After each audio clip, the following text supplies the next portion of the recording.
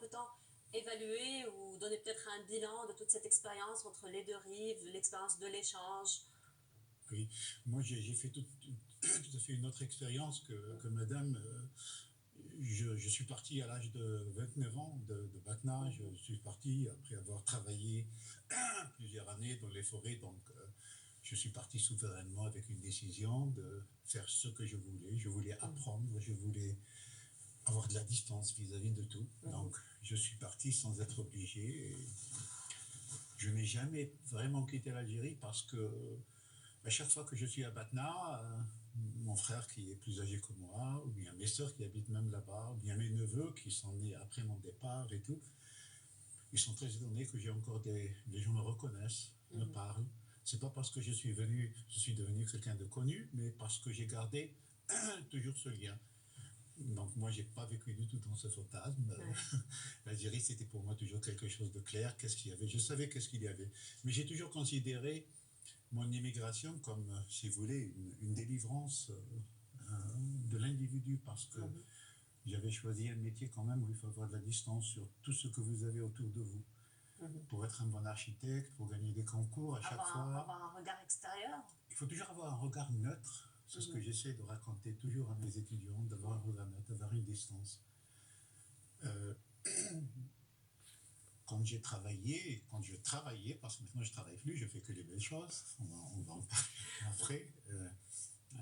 J'avais pas du tout beaucoup de temps pour faire beaucoup de voyages, donc je venais simplement pour une semaine. Maintenant que je ne travaille plus, je viens toujours pour plus de temps.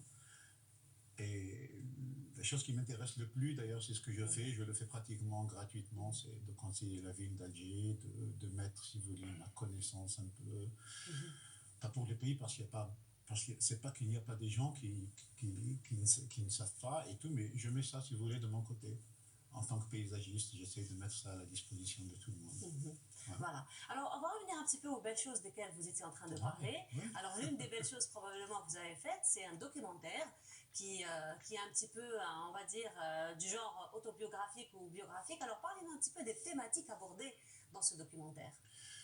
Le film, si vous voulez, j'ai connu quelqu'un, un régisseur qui a fait son expérience aux États-Unis, et il a fait un film sur ma personne. Maintenant, c'est la trilogie d'Arte. Et quand il a vu mon travail, il a dit: oh, monsieur Louafi, vous savez, ça serait bien si on faisait un documentaire, parce que lui, il a travaillé sur quelques documentaires.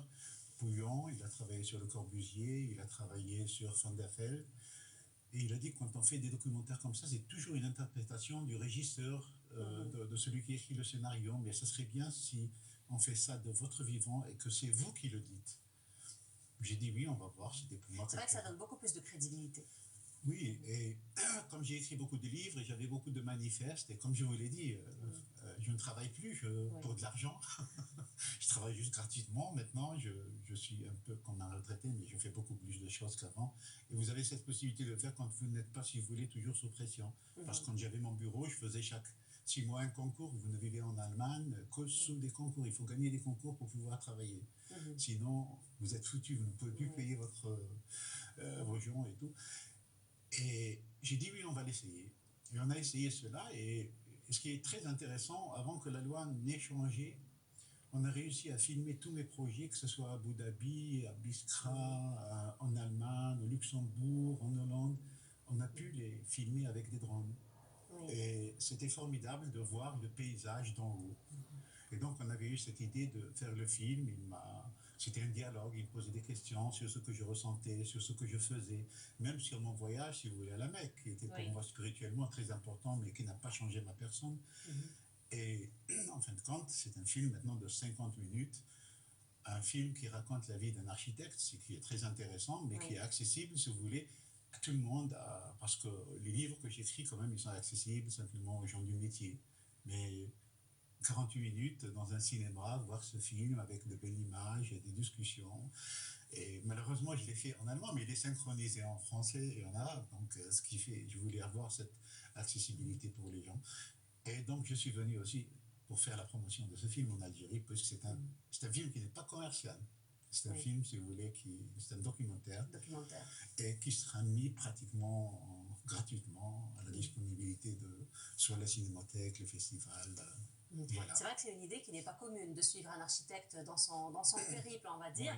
Alors, justement, ça vous dit d'aller voir quand même un extrait. Vous connaissez, nous, on ne connaît pas. Vous nous donnez un petit peu l'eau à la bouche. Allez, on invite nos téléspectateurs à découvrir un extrait de votre documentaire. On se retrouve juste après.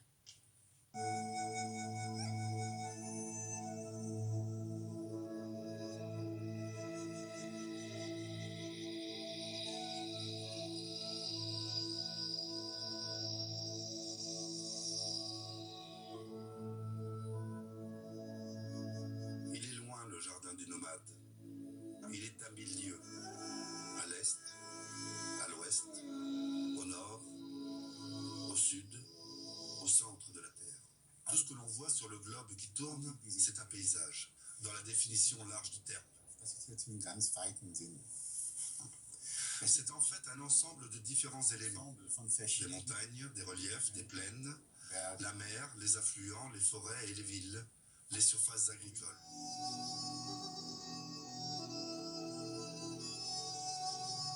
Les paysages arides paraissent souvent pittoresques. Leur image est fascinante. Vus du ciel, les paysages arides montrent les limites de la croissance et de l'agriculture. En Europe, le paysage est dominé par le vert et la vie. Un arbre peut pousser n'importe où. L'eau est disponible en tout lieu. Ce sont des lieux d'abondance. Un jardin, une oasis, sont, dans les paysages arides, un élément vital.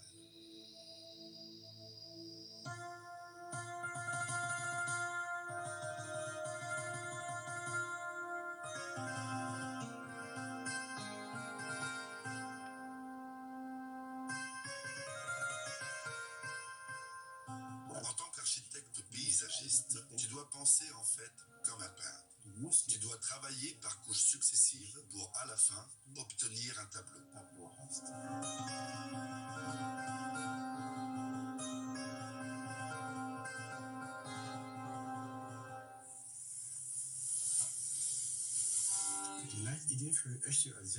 L'idée conductrice repose sur 3 références.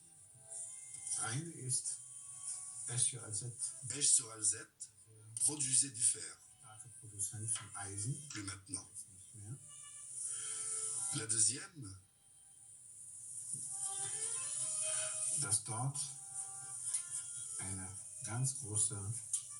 la multiculturalité avec ses immigrés. Et enfin, la transformation du parking en place publique. Wir haben diesen Parkplatz als eine neue Stadtplatz entwickelt. Und dieser Stadtplatz, cette place doit devenir dynamique. Eine Dynamik. Diese Dynamik in sich hat damit zu tun, une dynamique traduisant 5 surfaces, 5 continents encadrés par des haies et sculptures de bronze.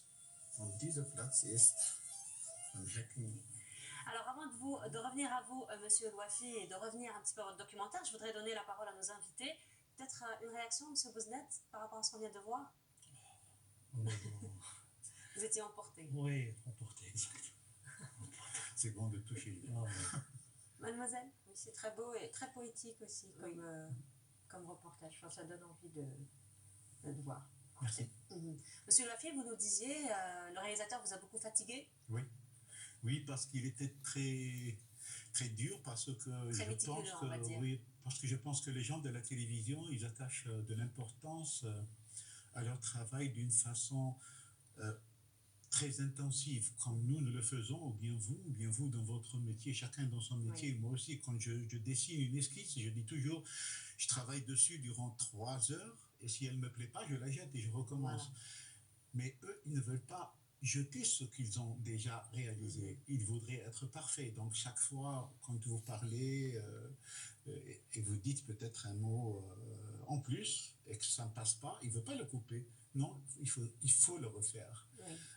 Et je ne connaissais pas cela. Et donc, même dans les premiers films où j'ai fait ça pour Arte, des documentaires de l'exposition universelle et tout, je ne connaissais pas ça. Mais lui, il était très émotif. Et il disait toujours, je dirais pas le mot, il tapait, allez, on recommence. Oui. Mais avec un sourire et donner un peu Et puis le d'eau. résultat, quand même, est là. Il faut dire que c'est parfaitement bien fait. Alors, M. Mali, ce qui m'a un petit peu peut-être plus attiré dans ce documentaire, c'est quand vous avez vu sous votre lampe, toujours avec votre stylo, toujours en train de dessiner. Donc, vous êtes l'un des rares architectes aujourd'hui qui n'ont pas recours un petit peu à la technologie, à l'informatique, et vous faites toujours confiance, vous avez toujours cette relation, on va dire, affective avec votre crayon. Oui, parce que j'ai vraiment appris à dessiner dans le bureau de mon frère qui est architecte, qui est le vrai architecte. Ma mère, elle disait toujours, lui c'est le vrai architecte, moi je suis le jardinier. Et j'ai appris chez lui à dessiner un peu. Quand je suis parti en Allemagne, quand j'ai cherché des petits boulots, j'ai commencé à dessiner. Et j'ai raté un peu, si vous voulez, cette technologie, parce que c'est quand même quelque chose, un truc de génération, je l'ai raté. Mais ça m'a énormément aidé. Donc mes dessins m'ont fait gagner énormément de concours. Pourquoi? Parce que quand vous faites des dessins, moi je le dis aussi à mes étudiants, dans les perspectives, vous pouvez mentir pour l'œil. Vous pouvez mentir pour l'œil, ça veut dire que je peux placer de la végétation, des bâtiments de façon à ce que vous aimez. Mais si vous le faites avec un ordinateur, vous ne pouvez pas, il y a des choses où vous ne pouvez pas beaucoup mentir. Et ça m'a vraiment beaucoup aidé. Et ce régisseur, il a beaucoup aimé les autres films qui étaient faits par d'autres gens, en 2 minutes, 3 minutes, c'était documentaire, c'est mes travaux, il a beaucoup aimé cette façon. Donc il voulait bien la ramener, il voulait bien me mettre, il voulait comme on dit, il voulait bien me mettre en scène en train de dessiner et de parler de ses projets. Et ça a fait un peu le charme de ce film. Effectivement. Alors là, je vous invite à voir un autre extrait, c'est quand même un 50 minutes, c'est ça? Celui-là, il est de 48 minutes. 48 minutes, voilà. Alors on va découvrir un autre extrait et on se retrouve juste après.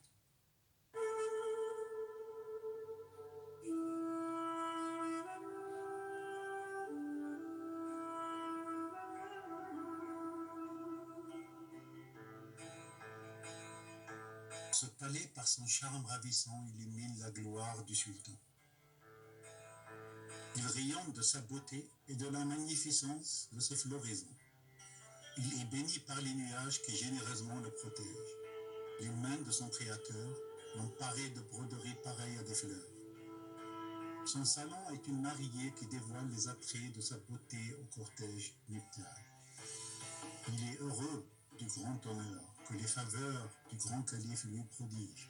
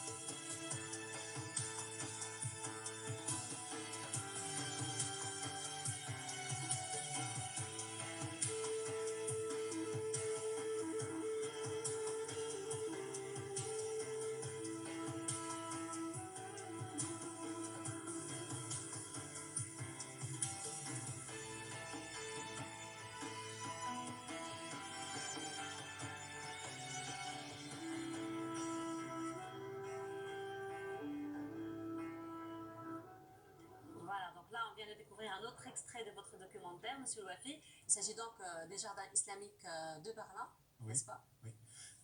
Il y aura 17 vidéos des 17 projets qui ont été filmés. Et je vais montrer ce film, si vous voulez, quelque part à Patna aussi, à Alger, à Annaba, à Paris, à Beyrouth. On est en train de faire de la promo pour ce film. Et il y aura, si vous voulez, une exposition aussi de vidéos de ces 17 projets. Donc quand vous rentrez, vous allez voir tous ces paysages qui sont jolis et tout. Mais vous allez voir aussi 17 images de 3 fois 3 mètres où la nature, elle crie à l'aide. Parce qu'on a travaillé, on a retravaillé les sols pour montrer un peu la transformation de notre planète dans 20 ans, 30 ans, si on ne fait pas attention. Oui.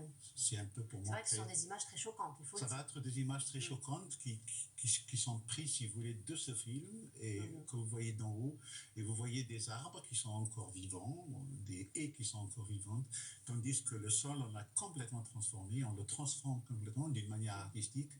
Mais si vous voulez, pour confronter un peu l'individu avec cette belle image de cette nature qui est si agréable et de ce qui peut arriver dans 20 ans, 30 ans si on ne fait pas attention Oui. à changer notre comportement pour la nature. Voilà, donc c'est vraiment un travail de sensibilisation Voilà aussi. que vous faites. Alors parmi les autres belles choses que vous faites, du moment que vous en faites beaucoup, ce sont des éditions, en fait, des publications que vous avez faites, notamment des livres, mais des livres, j'ai envie de dire, dans la présentation, dans le modèle lui-même, c'est pas des livres communs parce que vous les avez faits en forme Les d'accordéon, Porello.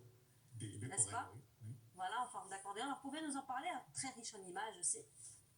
Oui, vous savez, ce qui est intéressant dans notre travail, c'est la transmission du savoir. La transmission du savoir, vous pouvez le faire simplement quand vous écrivez, quand vous racontez.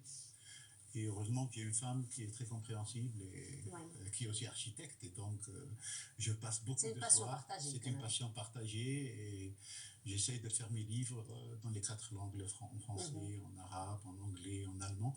Et je me suis dit, pour si vous voulez, rendre la curiosité plus pertinente, donc j'ai choisi ce modèle de l'Operello. Ça vous permet d'ouvrir cela vraiment comme un accordéon. C'est vrai que... Oui. Il y a quelques amis, et Karim Amiti, qui s'est plaint que c'est un peu petit. Mais c'est petit? Oui, l'écriture est un peu petite, mais les prochains livres auront des lettres un peu plus grandes à cause de notre âge. Il faut dire que c'est riche en images aussi. Ouais. C'est vrai que c'est un modèle qui attire quand même la curiosité. Oui. On a bien envie de... Et c'est tous les projets que j'ai faits. C'est une documentation, si vous voulez, en texte et en images. Et c'est des textes aussi qui seront parlés, si vous voulez, dans le film aussi. Voilà. Alors, toujours dans la nature, toujours dans la solidarité, il y a aussi, Mademoiselle Dahouak, vous-même, alors vous êtes dans le mouvement associatif, dans plusieurs mouvements associatifs. Et il y a quelques mois de cela, vous avez lancé un club